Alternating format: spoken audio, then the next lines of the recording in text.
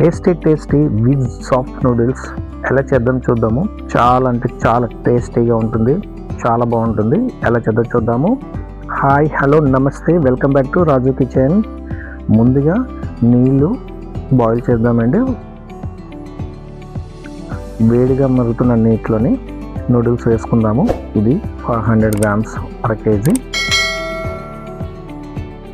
కొత్తగా చూసే వాళ్ళైతే ప్లీజ్ సబ్స్క్రైబ్ చేయండి. మీకు నచ్చిందా ఒక లైక్ ఇవ్వండి. మీ లైక్ మాకు చాలా మోటివేషన్గా ఉంటుంది కొత్త వీడియోలు పెట్టడానికి.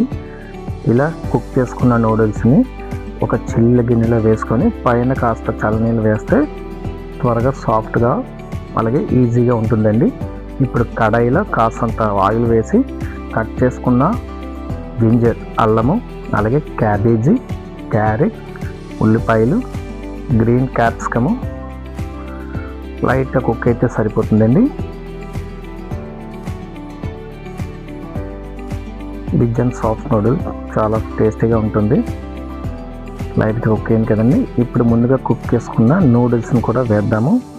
అందులో రుచికి సరిపడంత ఉప్పు, అలాగే బ్లాక్ పెప్పర్, మిరియాల పొడి, వెనిగర్ 1 టేబుల్ స్పూన్, అలాగే గ్రీన్ చిల్లీ సాస్ మొత్తం అంతా నూడిల్స్కి పట్టేలాగా కలుపుకుందాము. చాలా త్వరగా అయిపోతుందండి, క్విక్గా. ఇప్పుడు ఇంట్లోనే మనం హెల్తీగా చేసుకోవచ్చండి.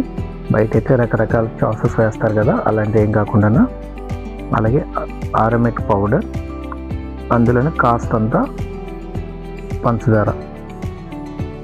సాఫ్ట్ అండ్ స్వీట్గా బెల్లె చాలా బాగుంటుందండి. స్పైసీగా మంచి బిగ్ సాఫ్ట్ నూడిల్స్ రెడీ అండి. టేస్ట్ చేసి చూద్దాము.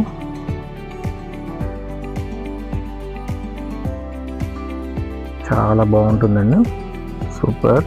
మీకు నచ్చింది అనుకుంటున్నాను. నచ్చితే ప్లీజ్ సబ్స్క్రైబ్ చేయండి. Thank you for watching.